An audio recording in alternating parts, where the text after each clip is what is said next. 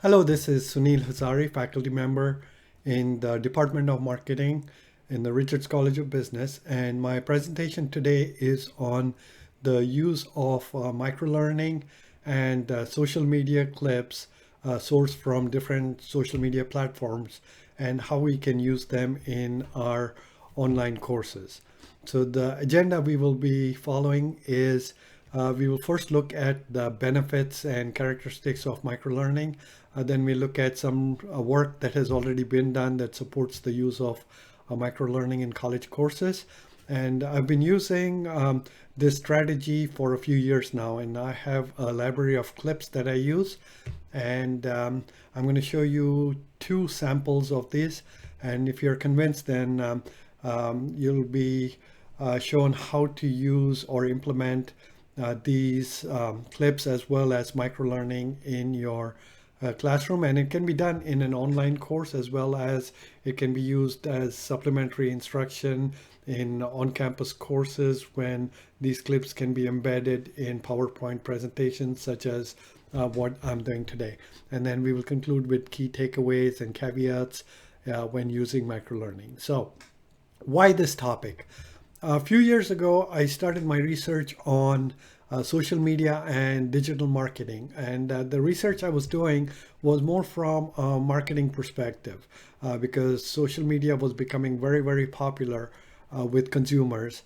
And I found that our students are pretty much hooked on social media. They use platforms such as Instagram, Snapchat, Pinterest. Some older students use Facebook.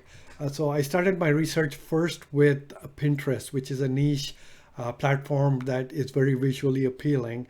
And then as I started consuming more content and diversifying into different areas and platforms, such as in 2018, started a study on YouTube, then progressed to Facebook, then looked at Instagram. And last month, the latest article on TikTok was accepted. And as a result of working on these platforms, trying to gather data, I consumed a lot of content. I was surprised to find that there is a huge library of content related to education, and not only education, but specific topics and subject areas in education. So I thought that this thing would be helpful if I can somehow capture that information and make it available to students as supplementary learning. And that's where microlearning comes in. It involves the use of content in small bite-sized information pieces. For example, TikTok lets you do videos that are 15 seconds to 10 minutes.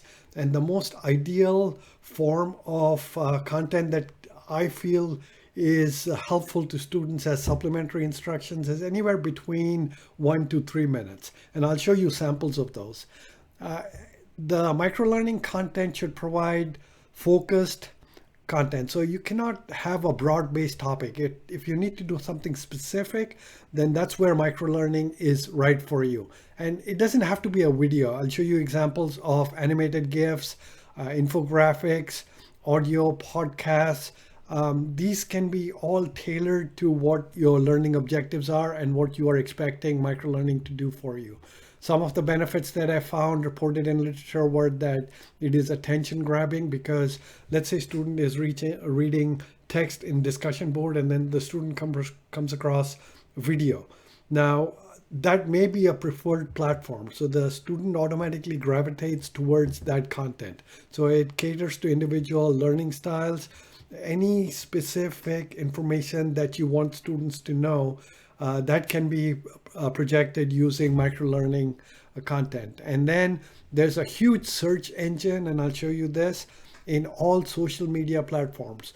And once you can tap into the types of clips that you're looking for, it is very easy to find.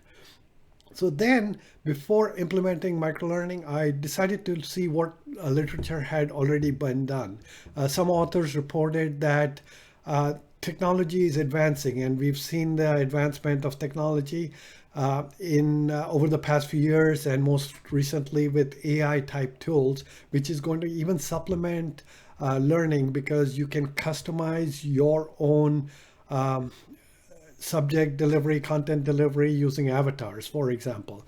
And it says that other learning theories like multimedia learning, cognitive theories have supported the use of microlearning. It can be embedded in our course then. You can get analytics of how it's being received by students. And other research has found that it improves comprehension levels, and also teachers can update content. I have about 100 clips that I use depending on what the students bring in to the table when they do discussions. So this is a snapshot of the different types of content I was talking about. YouTube is most common. Then you have TikTok, Instagram Reels, and YouTube Shorts. Those are bite-sized pieces of content. I sourced this from Pinterest, where students were having difficulty trying to understand the difference between sample population and sampling frame.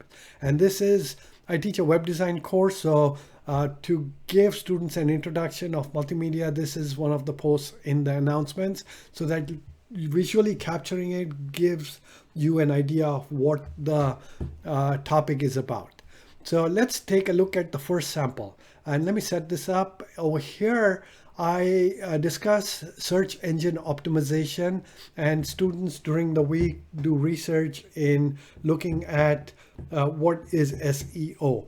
Towards the middle of the week, I introduce a video clip, and let's listen to the video clip. Adding photos to your website that matches what Google wants can improve your website's search ranking. So what do you see in this photo? Someone at the dentist, right? And in this one, essentially the same. But what Google sees in these photos is different. If you're a dentist, which photo should you add to your website? The second one. Here's why. Get your phone, search for Google Vision AI on Google. From the search results, select Vision AI Cloud Vision API, scroll down to the Try API option, upload a photo, confirm you're not a robot, and wait a few seconds. Select the Labels tab and scroll down. This is the information Google can detect in the photo. For example, Google recognizes the photo as a dentist with 77% confidence. Try photo number 2. The labels are very different, and the dentist label has increased to 93%. So choose this photo for your website. Check out my channel for more tips. So as you saw in this example, this was a bite-sized content. It would have been very difficult for me to put it in text so students can understand. By having this video in a discussion, I was able to convey the idea of why it is important to select proper relevant graphics to improve search engine optimization. The second example is the business research course, where I have students visit a supermarket, pick a product, and relate it to the marketing mix, which is the 4 P's of marketing. Then I want them to specifically focus on packaging and promotion and put comments on why that packaging is successful, why that product can improve sales because of the packaging and promotion that is done. Now, the students, when they go in, they do the assignment fine, but they're looking at it from a consumer point of view. To project a producer point of view, because some of them will be designing those type of packaging, I introduce them to this video. Rebrand Reese's to sound like a health food. The greatest candy of all time? Easy. We're going to rebrand the king-size Reese's Big Cups. Having 2 giant Reese's cups means there's 10 grams of protein total, so we're going to call this Reese's Pro Plus, the plus being fiber. So we're going to say 10 grams of protein and 4 grams of fiber. We're not making any claims that this is high protein or high fiber. We're just stating how much is in there, and we're just omitting the fact that this is over 400 calories. Reese's are technically all natural because there's no real definition of what natural is, so we will call this one all natural. And you know we got to throw in some of our favorite health food buzzwords. Gluten-free, no cholesterol, no trans fat, and no artificial sweeteners. We'll make the packaging a little bit more exciting. I still want this to be really simple and minimal, and of course, our Reese's Big Cups. And there you go, we got healthy, high-protein Reese's Pro Plus. Side note, I really wanted to make these shaped like a bicep, but as you can see, that's kind of ridiculous, but there it is anyway. What should I rebrand next? So this content creator produces videos like this, which I've used quite a bit in marketing. And this information really cannot be found in any textbook. This is practical information. So that's where I thought microlearning content was useful. There is an enormous search index that can be done using hashtags. So these are the education hashtags that you can use to find content. I looked at business marketing, and then there are some tags. For example, business marketing has 34.4 million views. So that means the videos in there are very popular. I picked a topic that I know nothing about, psychology, and then there's a whole bunch of psychology hashtags that you can use to find related videos. How do we do this? When you come across, let's say, a TikTok video, all you do is hold down on it, and then you will see a icon over here that lets you save the image locally on your phone. And once you do that, you can then upload it to CourseStan, the Yuja course tool that is in CourseStan. You can upload it to YouTube. I do it in Google Drive, and then you link that information from CourseStan, and that is how you make it available. And the IFE staff support has been excellent. They got me started, and then it was easy to figure out how to do the next ones. So the key takeaways is, first, identify the learning objective that you want to select for your microlearning content. Look at content on different platforms. I suggest TikTok because that's where most of the content is that can be useful and students can identify it. And then using those links, you can implement it in CourseStan. So I hope this quick overview of microlearning has been useful to you. And if it has, I will be in the smaller Zoom rooms to answer any questions. Thank you.